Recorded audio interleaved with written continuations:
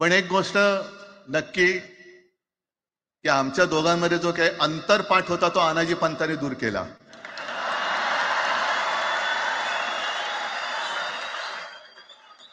आता अक्षता टाकण्याची काय तुमच्याकडनं अपेक्षा नाहीये.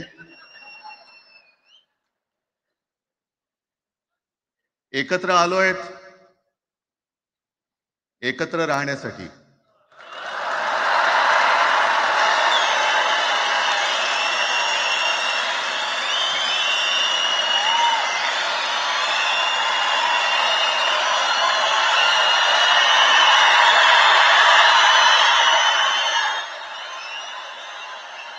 आणि मला कल्पना आहे, आज मला कल्पना आहे की अनेक बुवा महाराज हे बिझी आहेत.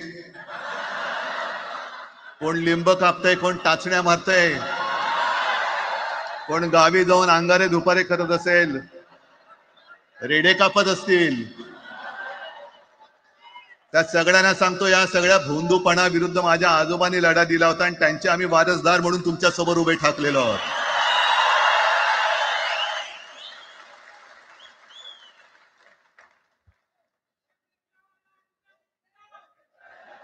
नाही, हे सगळं आपणच करून ठेवलेलं आहे.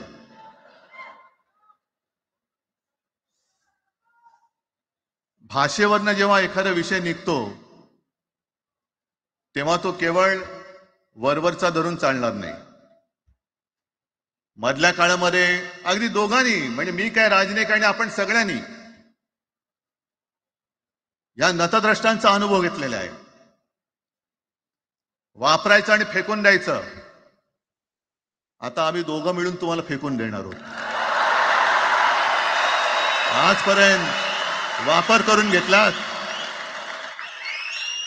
अरे डोक्यावरती जर का शिवसेना प्रमुख नसते तर तुम्हाला ओळखत कोण होतं या महाराष्ट्रामध्ये?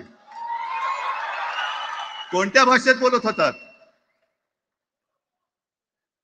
अगदी राज, तू सगळ्यांची शाळा काढली. मला एका प्रश्नाचं उत्तर पाहिजे, मोदींची शाळा कोणती?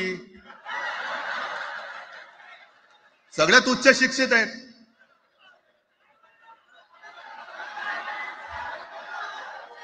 पण हे जे काय यांची मध्यंतर मी बोललो ना, भाजप ही अफवांची फॅक्टरी आहे. मधल्या काळात त्यांनी सुरू केलं होतं. उद्धव ठाकरेने हिंदुत्व सोडलं. हिंदुत्व ही कोणत्याही भाषेची मक्तेदारी नाही. आम्ही अस्सल मराठी बोलणारे तुमच्याही पेक्षा जास्त कडवट कट्टर देशाभिमानी हिंदू आहोत. तुम्ही काय आम्हाला हिंदुत्व शिकवताय? अरे 92-93 साली जेव्हा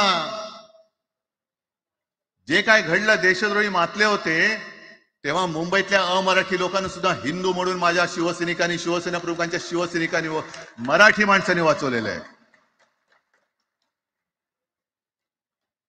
आणि देवेंद्र फडणवीस आज जे बोललेत, बातमी आली सगळीकडे, मी इकडे बातम्या आणल्यात. भाषेच्या नावाखाली गुंडगिरी सहन केली जाणार नाही. जर महाराष्ट्रामध्ये मराठी माणूस न्याय मागण्यासाठी आंदोलन करत असेल आणि त्याला जर का तुम्ही गुंड म्हणत असाल तर आम्ही गुंड आहोत.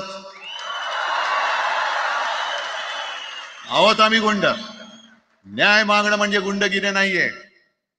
आणि जर का गुंडगिरी केल्याशिवाय तुमच्या दरबारी न्याय मिळत नसेल तर आम्ही गुंडगिरी करूच.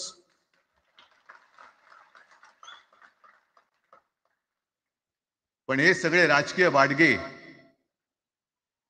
देवेंद्र फडणवीसांची आजचं वक्तव्य म्हणजे मला संयुक्त महाराष्ट्र चळवळीच्या वेळेला सखा पाटलांनी केलेलं एक वक्तव्य आठवते.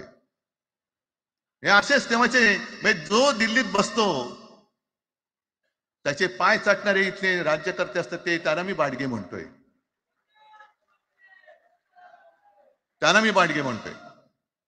कारण संयुक्त महाराष्ट्र चळवळीमध्ये मुंबई आपल्याला आपण मिळवली. आपण म्हणजे आपण मराठी माणसांनी. तेव्हाही तत्कालीन जे सत्ताधारी होते, हो अगदी काँग्रेस होतीच ना तेव्हा सत्तेवर, मुंबई मराठी माणसाला द्यायला तयार नव्हती. आणि तेव्हा सुद्धा एक मराठी माणूस, म्हणजे आज जे बोलतात ना आम्ही मराठी नाहीत का, अरे तुम्ही नुसतं नावाने मराठी आहात, तुमच्या अंगात मराठी रक्त आहे की नाही आता तपासावं लागेल. आणि सखा पाटील बोलले होते, यावच चंद्र दिवा करो, मुंबई महाराष्ट्राला मिळणार नाही.